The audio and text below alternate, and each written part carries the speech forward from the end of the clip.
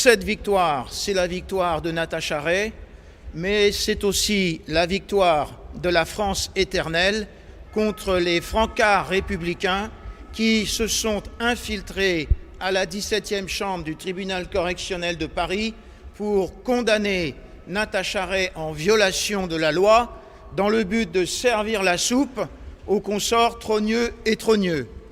Natacha Ray envisage d'engager sur citation directe des poursuites contre Brigitte Trogneux, épouse Macron, et contre son frère Jean-Michel Trogneux pour escroquerie au jugement en bande organisée, à raison du fait qu'elle a été en première instance déclarée coupable sur des faits et des discours qui ont été inventés par ces deux malfaiteurs et leur avocat.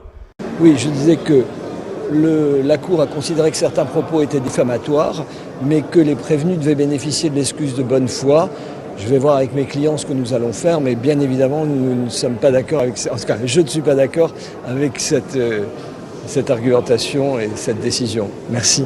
Donc, là, en l'état, Natacha Ray a été poursuivie au visa, c'est-à-dire pour 18 passages précis, et sur ces 18 passages, la Cour d'appel a estimé que 17 passages n'entrent pas dans le champ d'application de l'infraction de diffamation, qu'un seul passage entre dans le champ d'application de l'infraction de diffamation, c'est le passage numéro 30, qui fait 1,5 ligne et dans lequel Natacha Ray a exposé a imputé à Brigitte Trogneux, épousaille Macron, d'avoir commis un détournement de mineur.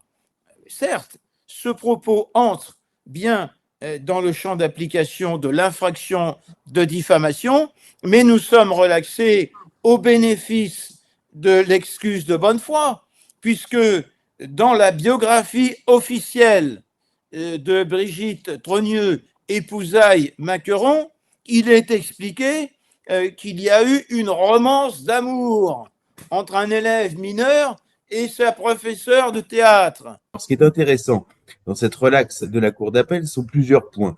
Le premier point qui mérite d'être souligné, c'est qu'en fait, toute la presse française était là. C'est-à-dire que l'AFP était là, BFM était là, le Nouvel Observateur était là. C'est-à-dire vous avez le groupe Le Monde, vous avez l'AFP et vous avez BFM TV. Vous pouvez pas faire tellement plus.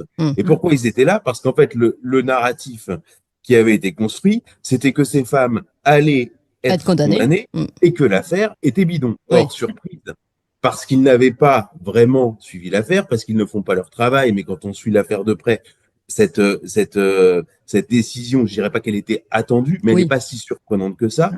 Donc, ils étaient là pour assister à la condamnation d'Amandine Roy et Natacha Ray et fermer le dossier, c'était une fake news. Et là, surprise, la Cour d'appel prononce la relaxe intégrale sur un nombre incalculable de passages, puisqu'effectivement, Jean Enoki avait tout découpé. Maintenant, il s'en plaint que la Cour d'appel ait jugé les passages individuellement. Bon, donc ça, c'est la première chose. Donc du coup, qu'est-ce qu'a fait la presse française? Elle s'est empressée d'expliquer que, en fait, c'était pas le fond de l'affaire qui avait été jugé, mais d'autres choses. Alors que jusque-là, tout le narratif médiatique avait été construit sur précisément cette confusion.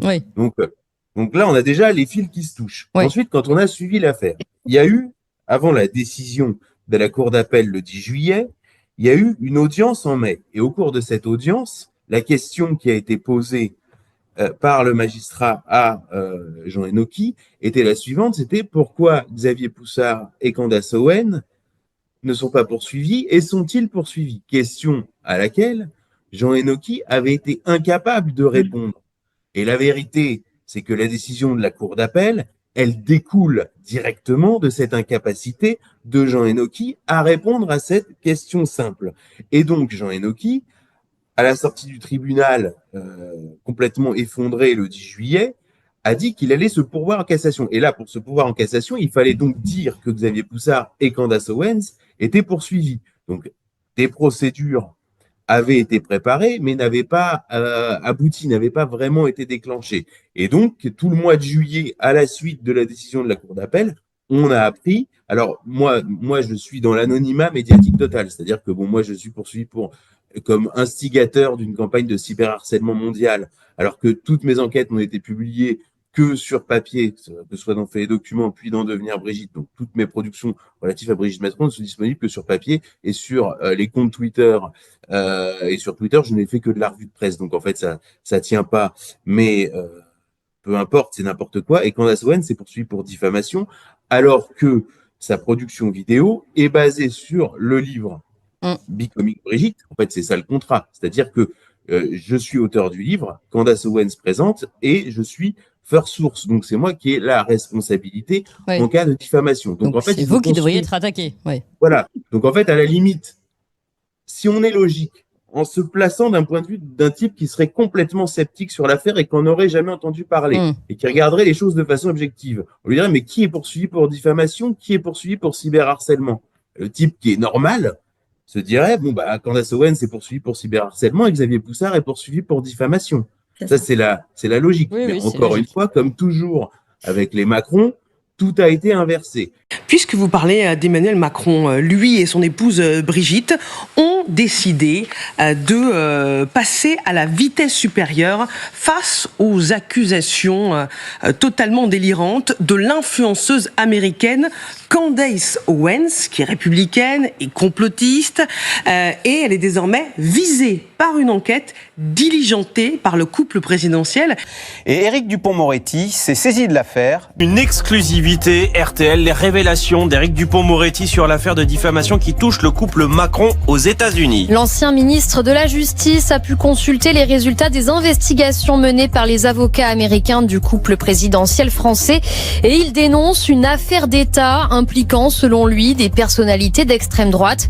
Entretien exclusif à 8h45 et un extrait dès le début de ce journal. Et d'abord ce document RTL, l'ancien garde des Sceaux Éric Dupond-Moretti, proche du couple présidentiel, décide de s'exprimer à la suite de la plainte déposée aux États-Unis par Emmanuel et Brigitte Macron. Une plainte pour diffamation contre l'influenceuse complotiste américaine Candace Owens. Elle a 7 millions de followers aux États-Unis. C'est une influenceuse d'extrême droite. On écoute Candace Owens. J'ai évoqué une situation très grave qui se passe en France. Mes révélations ont pris tellement d'ampleur qu'Emmanuel Macron essaie d'influencer l'opinion publique pour que les gens ne croient pas au fait que sa femme, Brigitte Macron, est née homme. Ayant été amené à travailler avec les avocats américains du couple Macron, Éric Dupond-Moretti dévoile le résultat de leurs investigations au micro de Sophie Neumayer. Et si je prends la parole, c'est parce que les avocats américains, comme vous le savez, ont la possibilité de conduire et de mener des investigations, ce qui n'est pas permis aux avocats français. Et les investigations, eh bien, j'en ai pris connaissance, et je peux vous dire que l'on passe d'une dinguerie absolue à ce que je considère être une affaire d'État.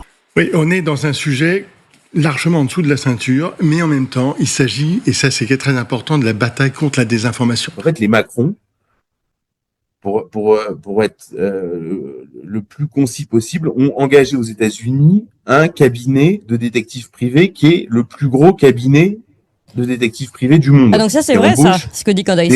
Des anciens de renseignement. C'est un cabinet qui s'appelle Nardello & Co. Donc, qui a été fondé à Londres et puis ensuite qui a eu un bureau à New York, puis à Washington, puis aujourd'hui à Dubaï, enfin un peu partout sur Terre, qui embauche des anciens renseignements qui ont fait donc une enquête sur Candace Owens. Bon, en fait, quand Dupond-Moretti est venu gueuler sur RTL le 26 juillet, en fait, il avait eu les résultats de l'enquête en avance. En fait, c'est très très faible.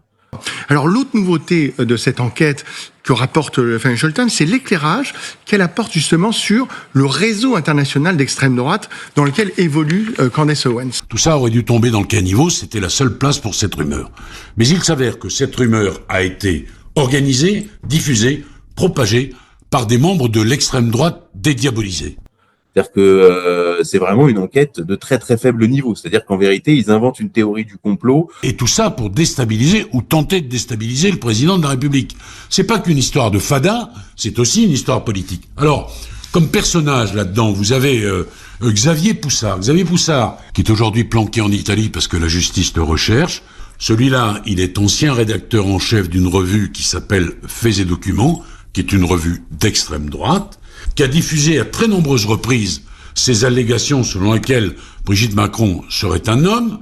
Son journal a été racheté par un dénommé Soral, que tout le monde connaît bien pour sa violence, son antisémitisme.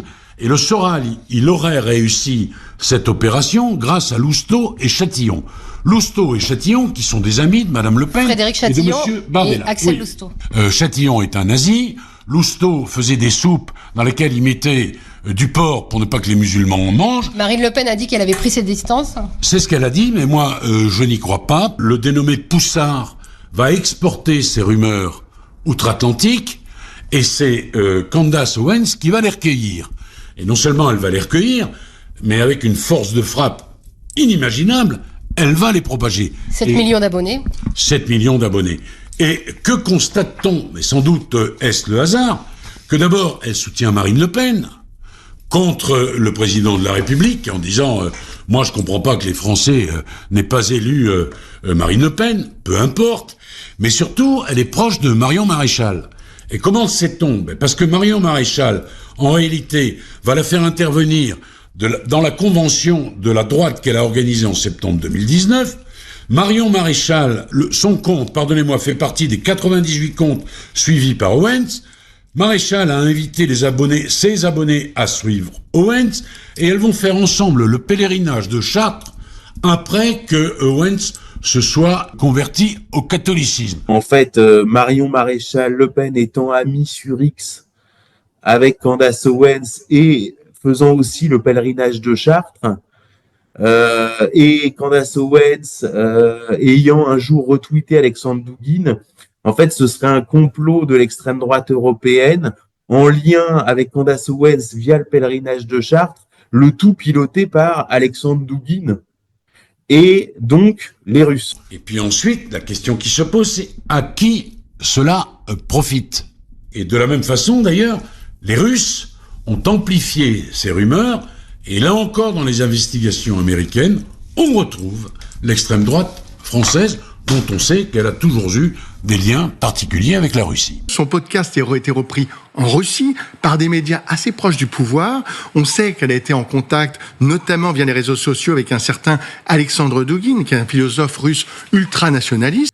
Donc en fait, l'enquête, c'est du foutage de gueule. Je pense que les Macron aux États-Unis sont un peu des pigeons. Sont les pigeons de leur avocat et sont les pigeons du cabinet de détectives privés, parce que le résultat de l'enquête est vraiment faible, avec en plus le narratif en gros, c'est les Russes qui est en train de tomber complètement aux États-Unis, puisqu'il est tombé sur l'affaire Hunter Biden, puisque sur l'affaire Hunter Biden, oui, tout était sourcé, puisque c'était contenu d'un ordinateur. Oui, ça tombe aux États-Unis, mais ça monte en puissance en France, et on nous ressort des cabinets, des conseils de défense, etc. Voilà, mais encore une fois, là, le procès, il aura lieu aux États-Unis. Oui. Or, l'argument des Russes, il est tombé sur Hunter Biden et il est en train de revenir dans la tête. Alors, comment vous comprenez ça, Xavier? À propos du Russia Gate sur Trump. Les relations de Candace Owens vont au-delà. On la retrouve, elle s'étend aussi en Grande-Bretagne. C'est une proche de Nigel Farage, vous savez, le chef de file du parti d'extrême droite Reform UK. Et donc, au total, on découvre une sorte de grande toile d'extrême droite qui tend à montrer que cette rumeur propagée par Candace Owens a aussi une large portée politique. Et c'est évidemment une des motivations de la plainte du couple Macron. C'est pas la seule. Dans le dossier de plainte qui comprend 219 pages, on trouve pas moins de 13 chefs d'accusation allant de la diffamation à ce qu'on appelle la présentation trompeuse, une plainte désormais étayée par les éléments de cette enquête. Et cette enquête est très sérieuse parce que le couple Macron a frappé fort en faisant appel au cabinet Nardello. Alors, Dan Nardello, c'est un ancien procureur de New York. Et puis, l'avocat qui défend le couple présidentiel, Tom Clare, qui est spécialisé dans la diffamation, a d'ailleurs dit que les couples Macron pourraient lui-même se rendre aux États-Unis, dans l'État du Delaware, là où la plainte a été déposée, pour témoigner. Il s'agit de la part du couple, d'un pari qui est assez audacieux sur le plan judiciaire, car si Brigitte Macron a fait condamner en France à l'automne dernier 2 femmes qui propageaient la rumeur qu'elle serait un homme, cette fois-ci, il va lui falloir à elle et à son mari Emmanuel Macron, surmonter un obstacle de taille, et cet obstacle, c'est le premier amendement de la Constitution américaine qui garantit la liberté d'expression depuis maintenant 1791. Et cette liberté d'expression est devenue une arme politique très développée, largement utilisée aujourd'hui par l'extrême droite américaine. C'est dire si ce combat judiciaire qui est loin d'être gagné par Emmanuel et Brigitte Macron. Aux États-Unis, un des trucs qui va beaucoup jouer en faveur de Candace, c'est que 90% de ce qu'elle a dit est basé sur Poussard. Et Poussard, encore aujourd'hui, n'est pas poursuivi pour diffamation ni aux États-Unis ni ici. Donc, jusqu'à preuve du contraire, écoutez, j'ai appelé ma série pareil que le livre. Je me suis servi de lui comme source première. Il est toujours pas attaqué. Excusez-moi, mais vous me demandez de croire, parce que vous me le dites, que lui dit des conneries, mais vous l'avez pas attaqué. Donc, psychologiquement... Ça pèse dans le dossier, le fait qu'il ne soit pas attaqué. Évidemment. Pour ça. C'est la première source pour eux, pour elle. Ces épisodes sont quasiment à 100% basés sur Poussard. Il y a même des extraits de bouquins, les photos, c'est celles de Poussard. Enfin, qu'est-ce qu'elle a apporté, elle, à part la présentation dynamique à l'américaine et son côté... oui, elle est plus bruyante dans son expression de la même chose que Poussard. Mais c'est tout. Il n'y a pas d'apport de sa part à elle. Elle n'a même pas fait d'enquête, elle le reconnaît.